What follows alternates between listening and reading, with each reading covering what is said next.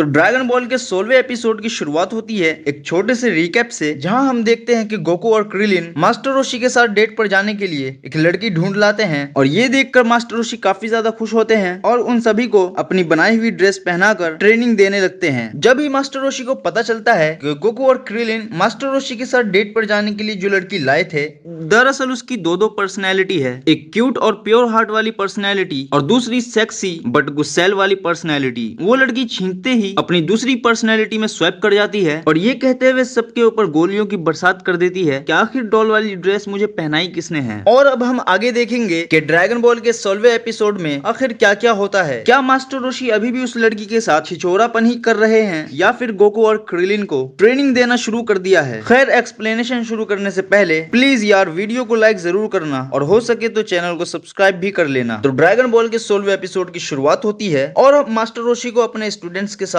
बाहर देखते हैं, जो कि कामे हाउस को डायनो कैप्सूल में बदल देते हैं और वहां से ट्रेवल करके किसी बड़े आइलैंड पर जाते हैं ताकि वो गोकू और क्रिलिन को ढंग की ट्रेनिंग दे सके। मास्टर रोशी क्रिलिन से पूछता है कि एक मिनट, गोकू कहाँ गया। लॉन्च मास्टर रोशी को बताती है कि मुझे पता नहीं कि आखिर उसे कहते क्या है, लेकिन गोकू अपने क्लाउड की सवारी करके इस पूरे आइलैंड पर घूम रहा है। हम गोकू को देखते हैं जो कि पूरा का पूरा आइलैंड छानने के बाद मास्टर रोशी से आकर कहता है कि मास्टर रोशी, यहाँ पर तो कई सारे लोग हैं। मास्टर रोशी गोकू को बताते हैं कि कोई बात नहीं गोकू, वो सिर्फ यहाँ पर रहते हैं, ना कि मुझसे ट्रेनिंग लेंगे। खैर, लॉन्च उन सभी के लिए खाना बनाने के लिए चली जाती है और मास्टर रोशी गोकू और क्रिलिन को ले जाकर उनकी ट्रेनिंग शुरू करते हैं। मास्टर रोशी ये जानने के लिए कि आखिर ये अभी कितने ज्यादा स्ट्रॉन्ग है और इनकी ट्रेनिंग कहाँ से शुरू होनी चाहिए, इसके लिए एक टेस्ट लेते हैं। मास्टर रोशी गोकू और क्रिलिन दोनों को ही 100 मीटर की रेस लगवाते हैं। क्रिलिन उस 100 मीटर की रेस को सिर्फ और सिर्फ 10 सेकंड में ही पूरा कर देता है और जब गोकू की बारी आती है तो उसे उस रेस को पूरा करने में 13 सेकंड लग जाते हैं, जिसकी वजह से गोकू काफी ज्यादा परेशान था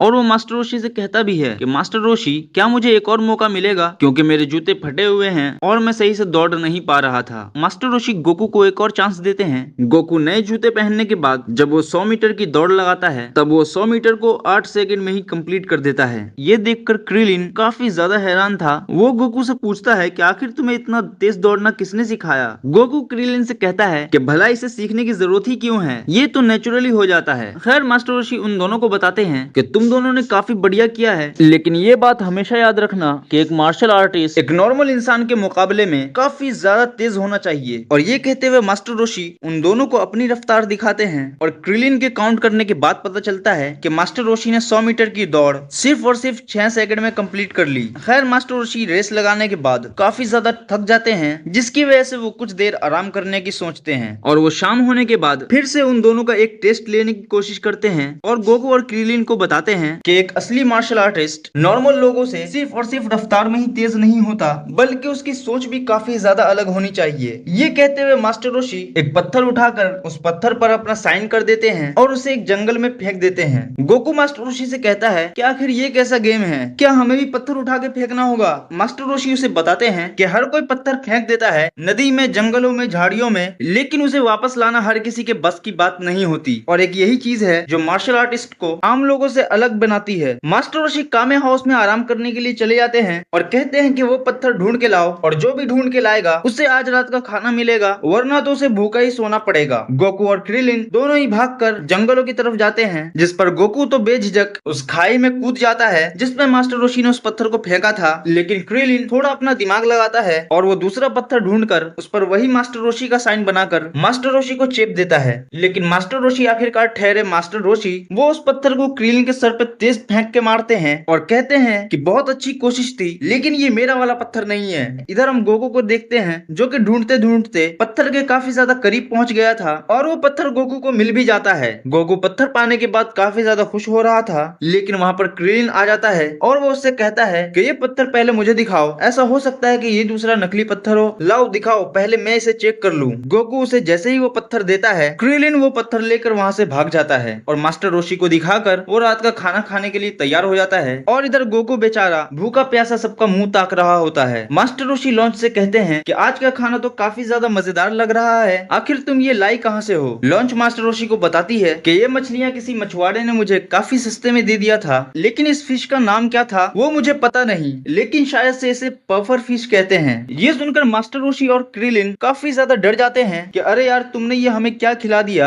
ये फिश तो काफी ज्यादा जहरीली होती है। खैर इसी तरह क्रिलिन और मास्टर रोशी को उनके किए की सजा मिलती है, जो कि क्रिलिन ने गोकू के साथ किया था। वो उससे उसका स्टोन लेकर खुद रात का खाना खाना चाहता था और मास्टर रोशी गोकू से पूछते भी नहीं है कि उसके साथ दरअसल हुआ क्या था। खैर जब अगली सुबह गोकू सोकर उठता है तो वो मास्टर रोशी को कहता है कि चलो मास्टर रोशी हमारी ट्रेनिंग शुरू करते हैं। मास्टर रोशी की तबीयत खराब होने की वजह से वो गोकू को मरी हुई हालत में बताते हैं कि गोकू ऐसा लगता है आज हमें ब्रेक लेना होगा, तुम्हारी एक दिन की छुट्टी। और इसी तरह एक दिन की ट्रेनिंग होने के बाद ड्रैगन बॉल का 16वां एपिसोड यहीं पर एंड होता है। और अब हम अगले एपिसोड में देखेंगे कि आखिर मास्टर रोशी की असली ट्रेनिंग कैसी होती है और वो गोकू और क्रिलिन को कौन कौन सी नई ट्रिक्स सिखाते हैं। तो अगले एपिसोड की एक्सप्लेनेशन देखने के लिए इस वीडियो को लाइक तो जरूर करना, साथ ही चैनल को सब्सक्राइब भी कर लेना। आप लोगों ने 40 सब्सक्राइबर भी करवा दिए, 100 सब्सक्राइबर भी कंप्लीट करवा दो। बाकी फिर मिलेंगे, दुआओं में याद रखना।